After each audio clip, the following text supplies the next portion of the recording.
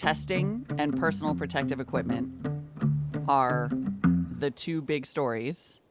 But then there's this sort of demand train headed toward us, this sort of slow motion disaster in progress. How is the U.S. healthcare system situated to meet the demands of this pandemic?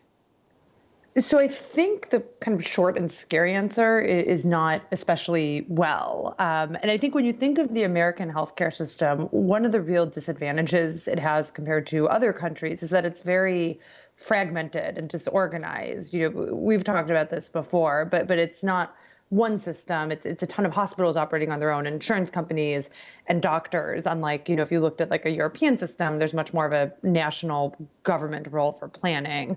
So I feel like what we're seeing now is that doctors across the country are kind of bracing for a wave of patients they're expecting to get. In Seattle, the wave is there. In New York, the wave is getting closer.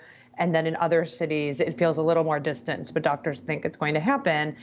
And there are just all these struggles with getting the right supplies, getting the tests, getting the ventilators. It feels like a moment when the doctors, I've been talking to a lot of emergency room doctors lately, and they feel like they're bracing for this storm, and they know that it's going to be very, very difficult to weather when it gets here.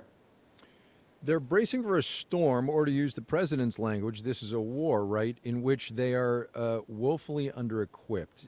If the president, and look, I don't want to get into the politics of this, although we kind of have to a little bit, but if the president did what he has said he has done, which is activate the Defense Production Act and really turn the manufacturing base of this country to personal protective equipment and ventilators and all of the stuff that these people say they need, how much would that help the problem, I guess? Because the problem is going to be huge in any case. Yeah, so it's a little hard to know, given that we've never tried to do anything like this. There isn't really good precedent to look back at. That being said, I've been talking to people about this exact issue. Can you take car manufacturing lines and other industrial factories and turn them over to personal protective equipment and ventilators? The answer seems to be closer to yes when you think about things like surgical masks, which are relatively easy to manufacture. The answer might not be quite as close to yes when you think of something like a ventilator, which is a complex machine. I just learned from one of the large ventilator manufacturers. I was talking to the head of their North American business the other day. Their machine has 1,750 parts in it. So that is a big thing.